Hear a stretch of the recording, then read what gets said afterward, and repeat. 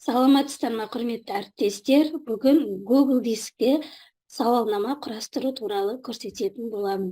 Бұның алдыңғы сабақта Google Дискте тест құрастыру туралы көрсеткен болатынмын. Алдымен Google Chrome браузеріне кіреміз. Кірген кезде оң жақта осындай 9 нүкте көрініп тұрады. Соның үстін басып, осы жерден диск дегенді басамыз. Міне, диск дегенді басамыз. Осы кезде бізде Google дисктің терезесі ашылады. Осы бетте, ашылған бетте жалпы сіздердің мысалы компьютерлеріңіздегі сақтаған барлық құжаттарыңыз, жасаған жұмыстарыңыздың барлығы осы Google дисктің ішіне сақтап қойсаңыздар болады. Мына жерде мысалы менің алдыңғы жасаған жұмыстарымның барлығы осы Google дисктің ішінде тұр. Ал енді сауалнама құрастыру үшін создать батырмасын басамыз. Соның ішінде еще дегеннің үстінде Google форма деген бар. Соны басып, создать пустую форму дегенді басамыз. Міне сол кезде сауалнама құратын бізде осындай бет ашылады. Енді бұның мына жеріне мысалы сурет қойып қоюымызға болады, темасын өзгертуімізге болады. Ол үшін настроить тема дегенді басамыз. Сол жерде выбрать изображение деген көк жазуды үстін басамыз. Осы жерде мына жердегі темалар тұрады. Осы темалардың ішінен работай учебаның ішінен өзімізге қалаған, өзімізге ұнаған бір суретті алып қойсақ болады. Мысалы мен мына суретті қоямын. Сөйтіп вставканы бассақ, ол бізге осы жерге келіп түседі суретіміз. Енді сауалнамамызды бастаймыз. Новая форма деген жерге сауалнама деп жазамыз.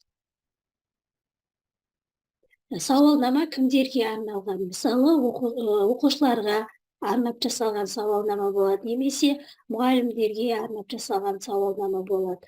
Енді осы жерге мен мысалы қазір сіздерге оқушыларға арнап жасалған сауалнаманы көрсетемін. Енді описание бөліміне жазамыз. Оқушыларға арналған сауалнама. Енді осының астында вопрос без оговорок дегеннің үстін басып, енді бірінші оқушыларға осы сауалнама ашылған кезде ең бірінші оқушы аты жөнін жазу керек. Аты жөні дейміз да. Соның оң жаққа қарасаңыздар, один из списка деген бассақ, текст строка, текст абзац деген шығады. Негізі Google дискте тест құрастыру, сауалнама құру барысында осы екі пунктті қолданып жұмыс жасаймыз. Енді оқушы аты жөнін жазатын болғандықтан текст строка дегенді басамыз. Сонда ол мына жерде астына өзінің аты жөнін жазатын болады. Келесі қосу батырмасын басамыз. Бізде екінші парақ шығады. Енді осы жерге оқушы аты жөнін жазғаннан кейін енді мысалы мектебін жазады. Мектебі. Бұл жерге де один из списканың ішінен текст строка дегені. Бұл жерге мысалы ол оқушы өзінің мектебін жазады. Келесі қосу батырмасын басамыз да, енді сыныбын жазу керек. Сыныбы. Мысалы мен бұл сауалнаманы 3 классқа алуы мүмкін, 5 классқа алуы мүмкін. Сол мысалы 3 классқа алсам, 3 класстың оқушыларына чаттарына сілтемесін жіберетін болсам, әр оқушы өзінің сыныбын таңдап көрсететін болады. Ондай кезде не істейміз? Мына жерге астына вариант деген жерге мысалы 7-ден бастап құрамын. 7-ші сынып, 8-ші сынып және 9-ші сынып. Оқушылар осы жерден өзінің сыныптарын таңдап қояды. Енді қосу батырмасын басамыз да, енді сауалнамамызды жалғастырамыз. Мысалы, бірінші бір деп бастаймыз. Бірінші сауалнамамыз, мысалы, қандай сауалнама құрайық? Мысалы, қандай пәнді жақсы көресің? Один из списканың ішінен текст абзац дегенді таңдаймыз. Оқушы өзінің жақсы көретін пәндерін осы жерге жазады. Келесі тағы қосуды басамыз. Екінші сауалнамамыз. Сразу осы жерге реттік санын қойып кетеміз. Екінші қандай?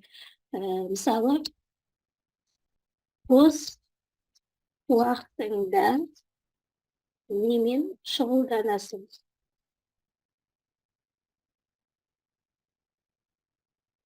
Бұл жерге де отдельный спискінің ішінен текст абзаца дегенді қойып кетеміз.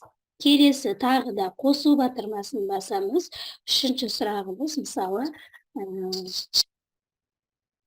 ғаламтор желісінде жиі отырасың ба? Енді осы жерден мысал жақшаның ішіне я немесе жоқ деп жауап берсін, я осылай жазып қойсақ болады. Оқушы оқып я немесе жоқ деп жауап береді да, отдельный спискінің ішіне текст строка деген бұл жерге тек қана я немесе жоқ деп қана жауап жазатын болғаннан кейін текст строканы қоямыз. Келесі қосуды басып, мысалы төртінші сұрағымызды қояйық. Мысалы төртінші қандай сұрақ қойсақ болады? Қандай әлеуметтік желілерде көп отырасың? Отдельный списканың ішінен текст абзац дегенді таңдап қоямыз.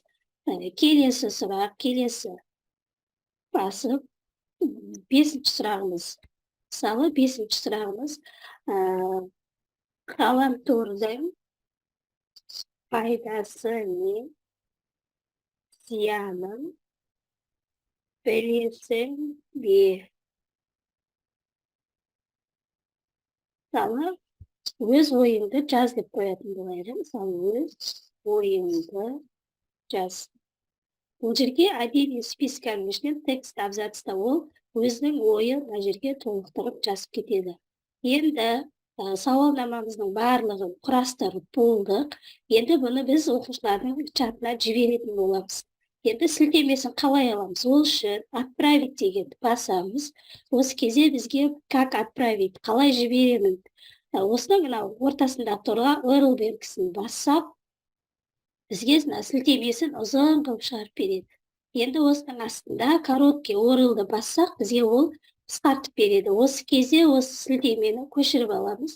Копировать дейміз да, WhatsApp чатыды ашамыз. Сөйтіп WhatsApp чатқа кез келген оқушыға жібереміз. Мысалы, мен 7-ші класстағы оқушыға жіберейін.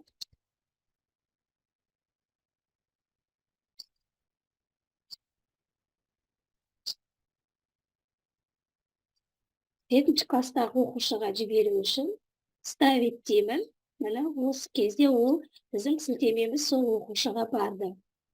Енді оқушы өзінің келіп түскен сілтемені көреді, немесе алдын ала сіздер алдын ала оқушыларға айтып қойсаңыздар болады. Мен мына уақытта сендерге сауалнама жіберемін. Сол сауалнаманы мысалы 20 минуттың ішінде маған толтырып отправить етіңдер деп оқушыларды алдын ала хабардар етіп қойсаңыздар болады. Солай жібергеннен кейін оқушылар отправить басқан кезде ол біздің темізге барып түседі, я? Біздің құрған сауалнамамызға барып түседі. Енді оны қалай көреміз? Қайтадан өзіміздің бағанағы дискінің ішіне кіреміз. Сөйтіп сол кірген кезде сол жерде құрған сауалнамамыздың үстін басып кіреміз. Және мынау біздің жаңағы құрған сауалнамамыз оқушыларға жіберген. Енді осы жерде қарасаңыздар, вопросы, ответы, настройки деген жерде, ответы деген жерде 2 деп тұр. Мысалы, мен 2 сыныпқа жібердім. 2 сыныптың 2 оқушысына жібердім.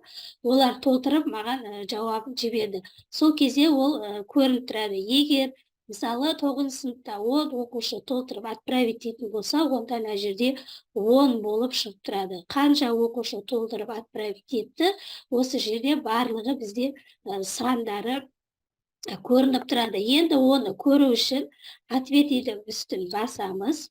Үстін басқаннан кейін мына оқушылардың жаңағы толтырғандары бізге осылай көрініп тұрады. Мына жерде сыныптары, мысалы 9 сыныптан толтырыпты. Мынау дөңгелекті осы жердегі мынау түспен көрсетіп тұрады. мысалы кітап оқимын деп біреуі жазыпты, ән тыңдаймын деп біреуі жазыпты, иә. Сен бос уақытыңда немен айналысасың деген жерге, қандай пәнді ұнатасың деген жерде бір оқушы қазақ әдебиеті депті, бір оқушы биология депті. Ал енді егер осы жердегі оқушыларды біз жеке көретін болсақ, онда отдельный пользовательді бассақ, онда бір ғана оқушының толтырғанын осы жерде көре аламыз. Енді осы жерде установить связь с таблицам дегенді басып, создать десек, жаңағы оқушылардың сауалнамасы міне жерде бізде Excelге келіп түседі. Я осы Excelде мысалы менде 2 оқушы жібергендіктен осы жерде кестеде 2 болып тұрады. Ал егер мысалы маған 10 оқушы отправить етсе, осы жерде барлық оқушылардың жауап берген сұрақтарына қалай жауап берген барлығы осы жерде көрініп тұрады.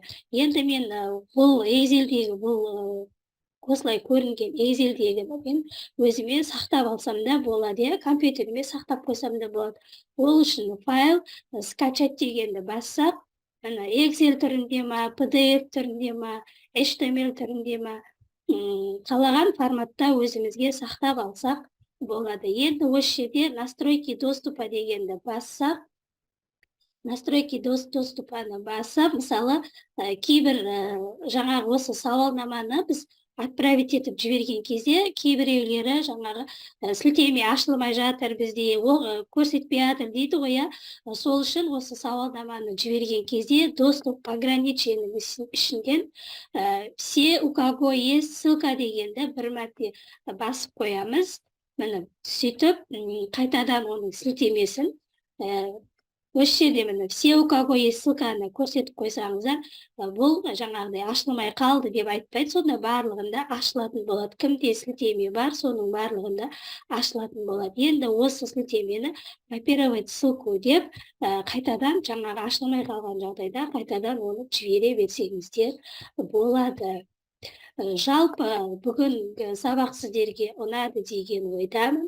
Осылай өздеріңіздің сыныптарыңызға, оқушыларға арнап сауалнама жасап көріңіздер. Менімен бірге болғандарыңызға, бейнені соңына дейін көргендеріңізге рахмет. Менің каналыма тіркеліп, комментарий бөліміне пікірлеріңізді жаза кетіңіздер. Сау болыңыздар.